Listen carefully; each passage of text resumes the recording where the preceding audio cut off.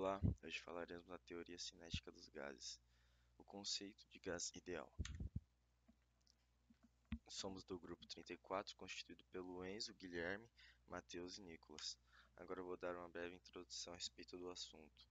Todo gás é composto de inúmeras moléculas que se movimentam de forma desordenada com uma alta velocidade. Essa movimentação é chamada de agitação térmica.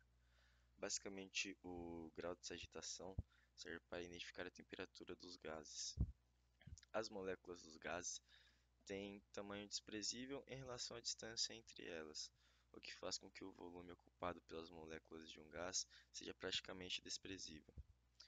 Esse gás ocupa todo esse espaço do lugar onde está contido, devido às moléculas dele se movimentarem em todas as direções.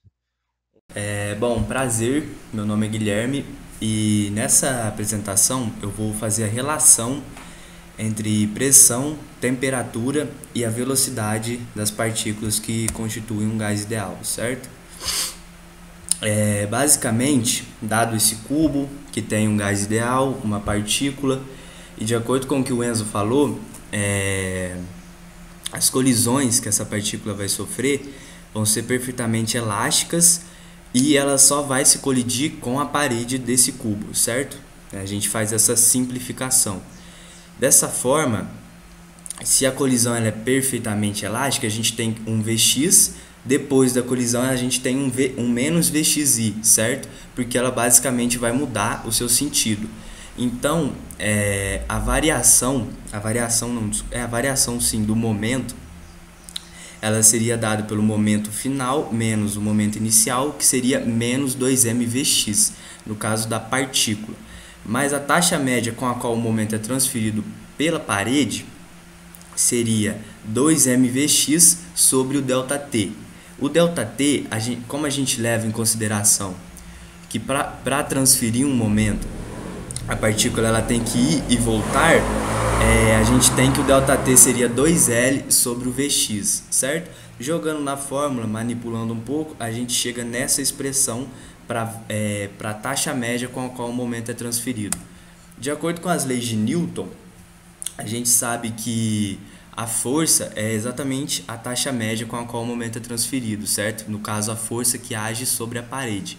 Então, uma vez que a gente tem a força, fica simples encontrar a pressão, que seria basicamente a força sobre área ou L2, que resultaria em mvx2 sobre L3.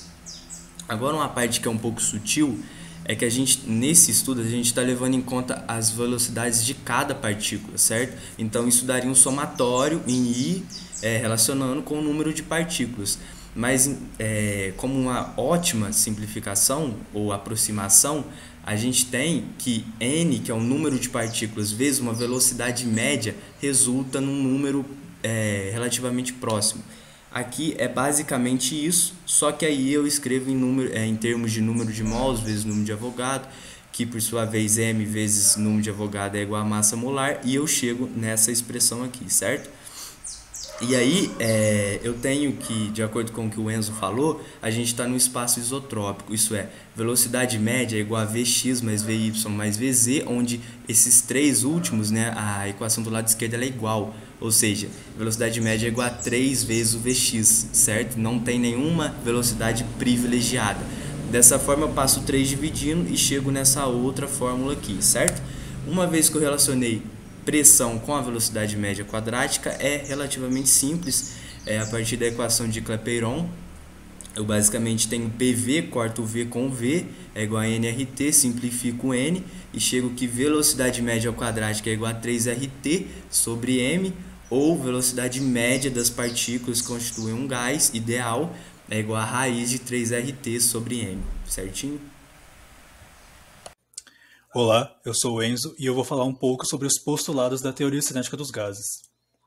Bom, a teoria cinética dos gases se baseia em 4 postulados, que são conceitos para entender o que é o tal do gás ideal. Primeiramente, as moléculas desse gás se movem de forma desordenada e se encontram em um ambiente de caos molecular e a velocidade de cada átomo ou molécula é diferente.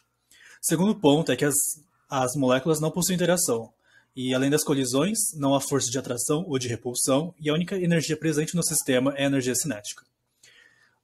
Em terceiro lugar, todos os choques são considerados do tipo perfeitamente elásticas, então não há perda de energia, e essa energia do sistema, que é a energia cinética, se mantém, porém a velocidade de cada molécula pode se alterar.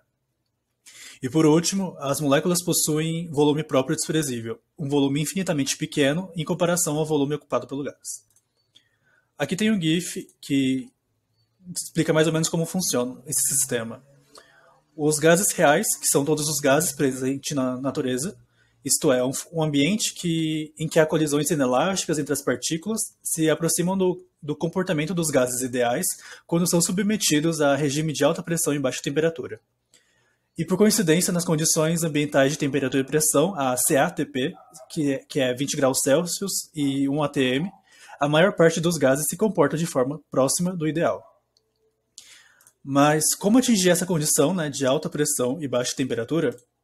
Bom, para isso o gás precisa estar em condição rarefeita para que haja pouco choque entre as moléculas. Olá, tudo bem? Meu nome é Matheus e vou estar aqui falando sobre o conceito já mencionado de pressão exercida pelos gases e o teorema de repartição de energia. Esse teorema, essa pressão exercida pelos gases será analisada por um determinado volume de moléculas se chocando com a parede de um determinado recipiente.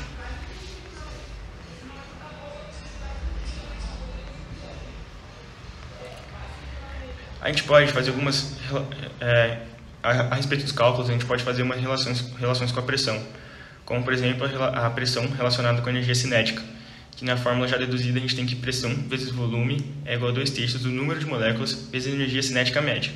A gente também sabe que a pressão depende da temperatura, então a gente pode colocar a energia interna do sistema em relação à temperatura. Desprezando algumas interações, a gente sabe que a energia interna é puramente cinética, então a gente pode fazer a gente pode chegar que a gente pode colocar a energia cinética em função da temperatura e chegando através daquela fórmula ver a contribuição da energia cinética com a temperatura, onde a energia cinética média do sistema é 3 meios de kT. E K é uma constante introduzida por Boltzmann e T é a temperatura. A gente também tem uma característica da molécula que após a colisão ela não tem preferência de escolha na direção. Por exemplo, que as direções aqui analisadas são o eixo X, Y e Z. Isso também pode ser chamado de grau de liberdade. E nesse sistema a gente tem que, para cada grau de liberdade, contribuir com meio de kT. A gente tem que o grau de liberdade são as formas independentes pelas quais as moléculas podem armazenar energia. Considerando F, o número de graus de liberdade dentro de um determinado gás, generalizando a gente tem que a energia cinética média do sistema é F sobre 2kT. Então a gente também tem diferentes tipos de gás, tem diferentes números de graus de liberdade. Por exemplo, o gás monatômico, que faz um movimento só de translação, tem 3 graus de liberdade. O gás diatômico, que faz movimento de rotação e translação, tem 5 graus de liberdade. O gás poliatômico, que faz movimento de translação, rotação e oscilação, tem 6 graus de liberdade. E assim se encerra a teoria de repartição de energia. Muito obrigado.